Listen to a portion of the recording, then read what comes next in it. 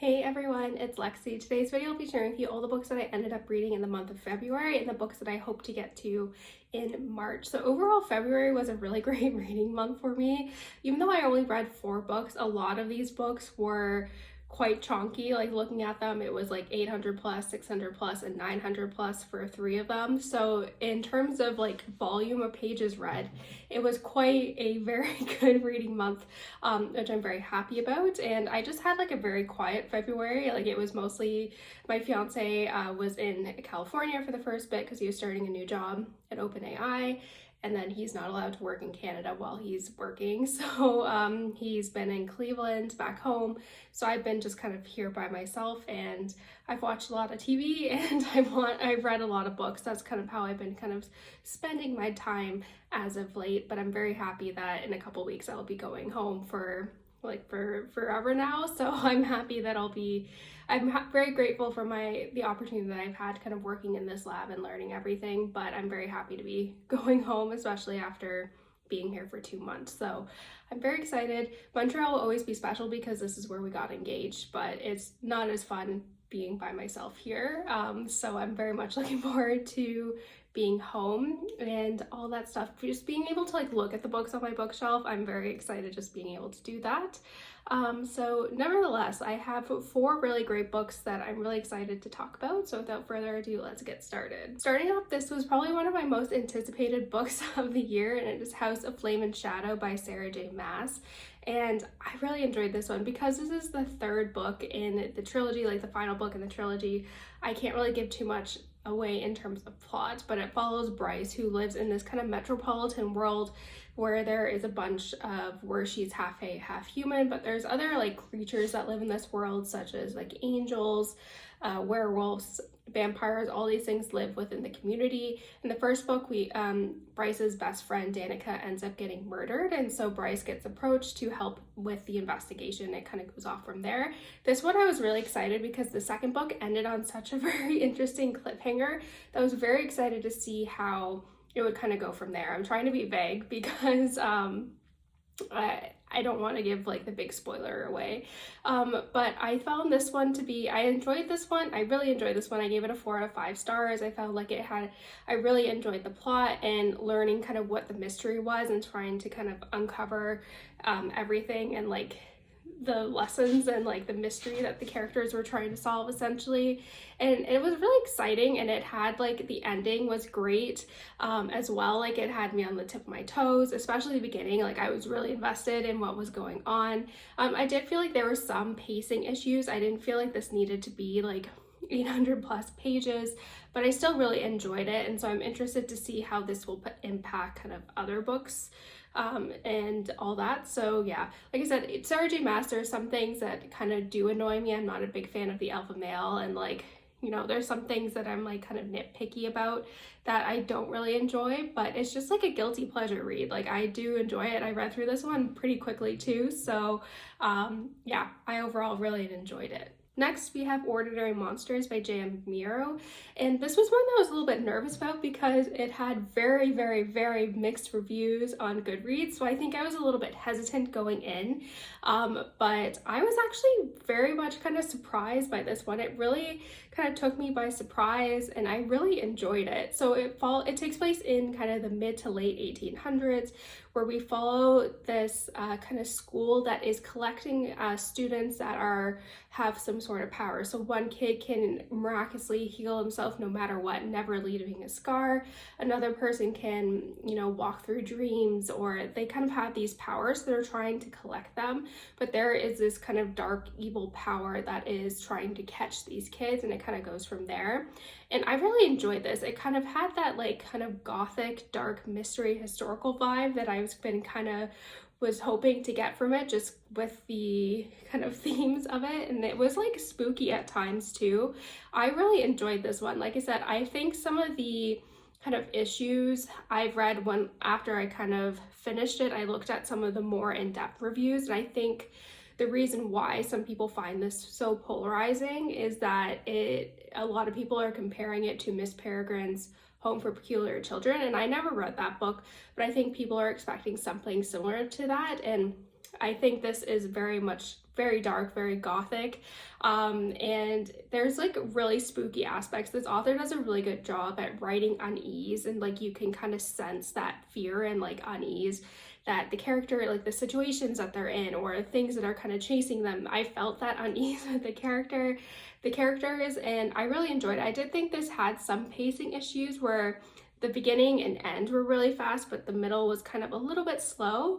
But overall, I was still really intrigued. I think it had a really fantastic ending, and I definitely will be picking up the sequel. So this is one that I said that I think has mixed reviews, but I think if you go in with an open mind, you might actually really enjoy this one. So after reading two really big chonkers of a book, I felt like I needed something a little bit shorter. So when my hold came in from the library for the ebook version of The Warm Hymns of Ghosts by Katherine Arden, I was like, you know what, we're gonna pick this one up. We've been reading really big books, and I felt like something a little bit shorter would have been a little bit easier, but I've loved Katherine Arden. This one just came out, so I think I must have been at the first person on the list for the hold when it came out, so I wasn't expecting getting it when I did.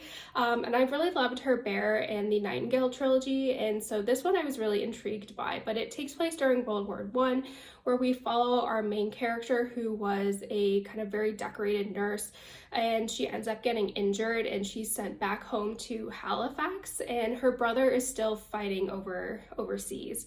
And so one day she gets a letter from the army basically saying that her brother is presumed dead, but she really wants to know what happened. They never really found his body, so she kind of wants to investigate that by herself. So she goes back, and it kind of goes from there, but there is kind of some like fantastical elements mixed around the kind of World War I setting, and I'm not going to give it away, but I thought it had a really interesting take on historical fiction with that fantastical element. And the one character, and I believe this is kind of mentioned in the synopsis, is Phelan, who is this guy who has this kind of very mysterious hotel that pops up that you can never find again. And the scenes that he's in, I felt a tremendous sense of unease. I think Katherine Arden is really good at writing that unease and kind of having a character that you aren't sure about. She did that really good with The Bear and the Nightingale, and I felt that unease here. I felt like I really enjoyed this, but I kind of just wanted something a little bit more. I gave this a 3 out of 5 stars. There was just like something missing from it. But I did really love the premise and the kind of concept that is that this author had. I'm trying to be vague because I don't want to give too much away about this. But if you do read it, I recommend reading the author note where she talks about what kind of inspired this. And I do think that is a very interesting take on World War I or any of the world wars, where it's kind of caught in this limbo between kind of the newer technology where people are starting to use, big guns, but then also people are using bayonets. So it's kind of caught within this paradox of newer technology, but also kind of the old school, more historic kind of weapons and technology, which I thought was interesting, and kind of how that limbo, how would kind of this one, I would say mythical figure think of this. And I thought those parts were really interesting and gripping, but I felt like there was just something missing, and I can't really put my nose out, I can't really figure out what it is, but there was just something I wanted a little bit more out of. But I still really enjoyed this. I thought it was a really interesting twist on a historical fiction with that fantastical element, and yeah, definitely something a little bit different that I think most of you will really enjoy. But like I said, there's just, I don't know, there was just one thing that was missing from it for me. And lastly, continuing on with the chonkers that made up February, I finally finished The Running Grave by Robert Galbraith. I love this series. I will say, I'm very happy that this kind of goes back to the roots of the original books that I think that I really enjoyed. I think this one I gave a 5 out of 5 stars, and it was fantastic. I think this one is on par with The Career of Evil, which is my favorite book in the the trilogy or in the series. And I think this is a very close second in my case, but this one is when they're approached by this family whose son has basically become involved in this religious cult, and they know something's wrong. The letters that their son is writing don't sound like him, so Robin goes undercover to try to gather evidence against the church, and also to see if that son is being is not being held against his will, but if he's kind of rethinking his position. And this book was super suspenseful. I think for me, I always found like religion to be something scary, which is how manipulative people can be with religion. And when you factor in like a cult aspect, it is very terrifying. So the parts where Robin is undercover, I just felt to be super suspenseful. I couldn't put it down. Like, I read this one fairly quickly for it being like 950 pages, and it was really suspenseful. Like, I could not put it down. And I think that the author does a really good job too at kind of showing how people can be like sucked in to these type of things, given like some of the practices and like the manipulations that these people have in order to get people to kind of be involved with it, which I thought was really interesting, and it was super suspenseful. I really liked this. This one kind of gave me hope for the next one, because I was like, if Robin and Strike don't end up together, I'm gonna be so mad. But I felt like this one was very much focused on the plot and like the mystery, as opposed to Robin and Strike's relationship. And I feel like this kind of ended setting up where the relationship side is going to be kind of the focus in the next one. And I really enjoyed this. I'm happy that this series is kind of back on track. It's much better when J.K. Rowling isn't, being transphobic or responding to the like criticism that she got online for being transphobic and homophobic and all those things. So when she's not on a soapbox about those things and just kind of solely focuses on the plot and the characters and like the mystery, it's much better. So I'm very happy that I feel like this series is kind of back on track. So yeah, I can't wait to pick up the next one. But yeah, this one was really great and super suspenseful. Like, I could not put it down. Like, and I was flying through it. Despite it being like 950 pages, it doesn't read like a 950 page book. And lastly, I'm just going to talk about the books that I plan on reading in March. So currently, I am rereading The Stolen Heir by Holly Black, which is like the spin-off to the the Cruel Prince trilogy, or the Folk of the Air trilogy, in preparation for The Prisoner's Throne coming out earlier in March, and I'm so excited.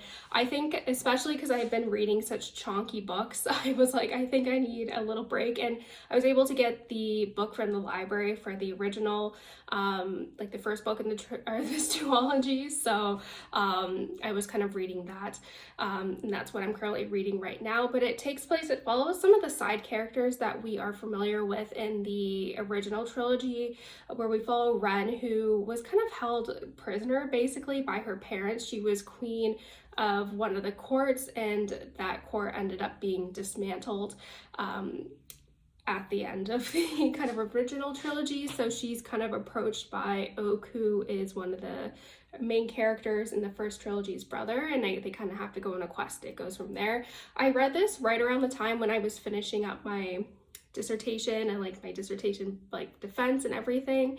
So I was on my last brain cells, and I'm like, I remember parts of it, and I'm like, I can look at my notes, but I'm like, I just need a little break. I need a shorter book. And so I've been rereading this one, and I've been really enjoying it. So I'm definitely really excited for the second book in the duology to come out earlier this month, and I cannot wait. I'm so excited. There's just something really gripping and fun about Holly Black's Fae world, as opposed to like Sarah J. Maas's books, which are kind of very much kind of where smut and like kind of those steamy scenes are very much at the forefront, and like having like beautiful fae and like all that stuff. I feel like Holly Black does have like those beautiful, gorgeous fae, but also kind of ones that are, kind of funny, not funny looking, but a little bit more scary. Like the main character in The Stolen Heir has, is slightly blue, has dark blue hair and sharp teeth, and I really like that. I like kind of that contrast where because I did really like the Spider-Rick Chronicles as a kid, which Holly Black was like one of the co-authors for, so it kind of brings me back to that nostalgia that I had reading that. So like I said, I'm very, very excited. When I get back home, I already have it pre-ordered, so I'm hoping by the time I get back home to Cleveland, it will be there, so I will definitely be diving into that one as soon as I can. Next up, this was a new release in February, and this is I was kind of holding off for because I only brought all my chonker books, and my parents brought back a lot of the books that I've already read when they visited a couple weeks ago, because I'm like, it just makes it easier for me to not have to bring this and pack it in my car when I leave. But this is the smallest of the books that I currently have here, like the physical copies, and I'm like, this is gonna be my book that I'm going to bring with me when I'm in Chicago for the first week of March. I'll be there for a conference, and it's just easier to travel without a huge humongous tome in my backpack, and it is The Winman by Kristin Hannah. I am so excited to finally pick this one up.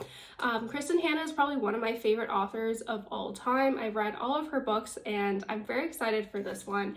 I don't really want to know the synopsis of it, but I know it's centered around like the unsung heroes and the role that women had during the Vietnam War, I want to say. Especially with Kristin Hannah books and authors that I've read a lot before, I don't want to know too much about the synopsis of this one. So I just kind of want to dive right in. But just knowing Kristin Hannah, it's going to be a tearjerker, and I really enjoy how a lot of her books focus on the female narrative and female stories and all that. So I'm very excited to dive right in. But yeah, this is going to be, I'm almost done The Stolen Heir, and then after I finish that, this will be my Chicago book that I'm going to bring with me. But I'm very, very excited to dive right in. If anything, I'm probably expecting to be crying on a plane. That's all I know. So this is the last of the chonkers that I brought with me to Montreal, and it is a series that my fiance recommended, and I even still have like the original receipt from when I bought this back in like 2020 or like 2022, March 31st, 2022. So it's been almost 2 years that this has been on my shelf, and I'm like, I've been wanting to itching to get at the books that have been on my TBR for a while, and so I'm gonna be picking this one up, and it is The Mask of Mirrors by M.A. Carrick, and this one just sounds interesting. So it says, Ren is a con artist who has come to the sparkling city of Nazarda with one goal: to trick her way into a noble house, securing her future and her fortune and her sister's future. But her masquerade is just one of many. As a corrupt nightmare magic begins to weave its way through the city of dreams, the poisonous feuds of the nobility and the shadowy dangers of its impoverished underbelly become tangled with Ren at their heart. I'm really excited. This one, I like how the synopsis is very vague, but this is another one my fiance said all the 3 books are currently out, so if I do like it, it is one that I can marathon. So I'm definitely very excited to dive right in. But again, yeah, this is the last, like, I feel like this is the last of my like big chonker books that I need to get to, and I feel like those are always intimidating, so I will be happy again to kind of check this one off my list. And lastly, this is a book that I have on my bookshelf at home, but when I was kind of looking at the books that I have on my TBR, this is again another one that's been on there for a while, and it is Still Life by Sara Winman, and this is a historical fiction. I feel like historical fiction was one of the like foundations of my reading for many years, and I've just kind of fallen out. Like, I still really enjoy, and I do read historical fictions periodically, but not as much as I am used to or like would like to, so I kind of want to bring that back for kind of 2024. And so the synopsis of this one just sounded really interesting.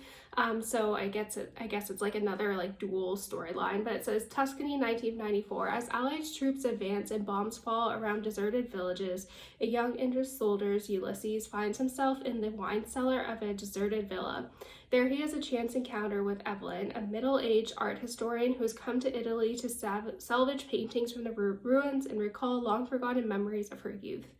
In each other, Ulysses and Evelyn find a kindred spirit amidst the revel of war-torn Italy, and set off on a course of events that will shape Ulysses' life for the next 4 decades. As Ulysses returns to London, Re-immersing himself in the crew at the Stoat and Parrot, a motley mix of pub crawlers and eccentrics, he carries his time in Italy with him. And when an unexpected inheritance brings him back to where it all began, Ulysses knows better than to tempt fate and return to the Tuscan hills. So I just think this sounds really interesting. I always like books that have like that one like chance encounter and like how that like that specific like meeting or that moment had it like led to this impact and like this kind of impact down the road. And I just really think that's really interesting. And I think kind of following the kind of 1944 war-torn Italy to kind of several decades after the fact just sounds really interesting. And again, this is one that's been on my shelf for a while, and one of my goals in 2024 is to really get my TBR down just to a couple books. So this is one of many that I need to kind of go through to read. So yeah, so wish me luck, but this one just sounds kind of very intriguing. So that's it, guys. Thank you guys so much for watching. I hope you enjoyed this video. Let me know in the comments below what books you plan on reading in March and what were some of your kind of standout books that you read in February. So yeah, thank you guys so much for watching. Don't forget to give this video a thumbs up, and I'll see you guys next time. Bye, guys.